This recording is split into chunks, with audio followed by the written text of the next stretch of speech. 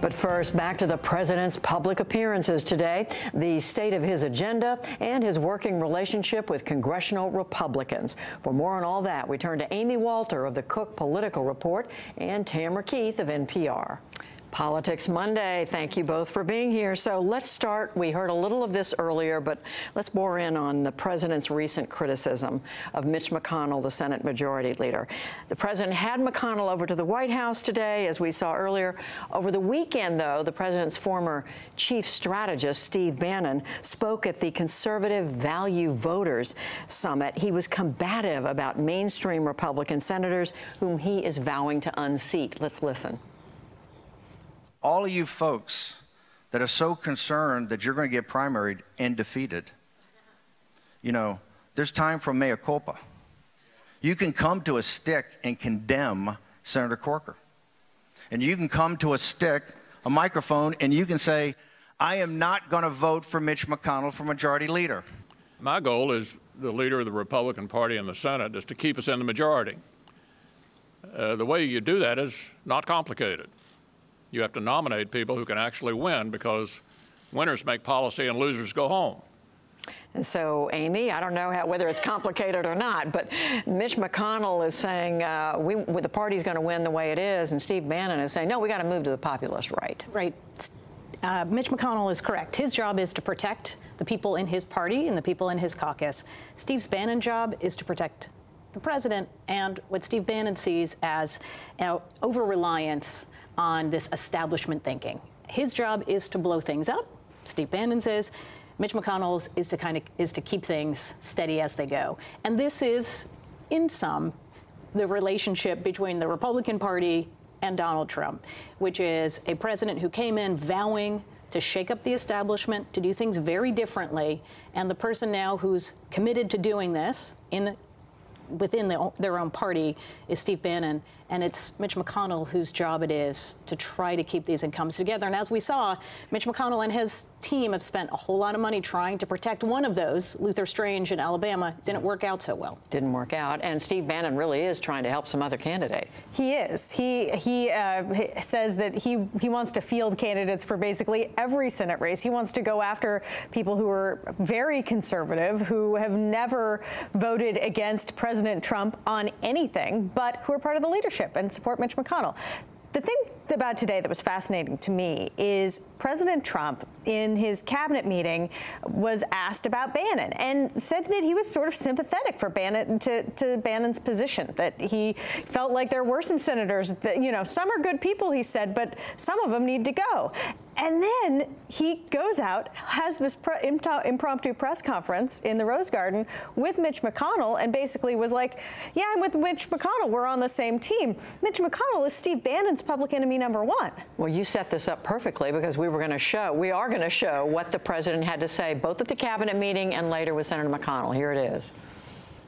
I can understand where Steve Bannon's coming from, and I can understand, to be honest with you, John, I can understand where a lot of people are coming from, because I'm not happy about it, and a lot of people aren't happy about it. Steve is doing what Steve thinks is the right thing. Some of the people that he may be looking at, I'm going to see if we talk him out of that, because, frankly, they're great people.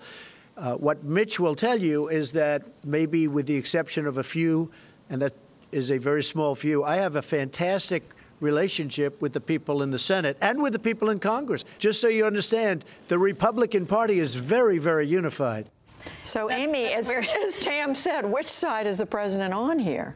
You don't hold a press conference in the Rose Garden to say that you're really unified with the person standing next to you if you are really unified, because we would know you're unified. You don't need to stand down in front of a bunch of cameras to tell people that you're unified. It's pretty clear why they did this today, because the story over the weekend of Steve Bannon and then the constant attacks the president on Mitch McConnell. More important, the president's agenda is not exactly lining up with where the Republican agenda is. What Mitch McConnell wants to do, number one, save the Senate. Number two, the way they think they're going to save the Senate is by passing tax cuts, tax reform, whatever you want to call this.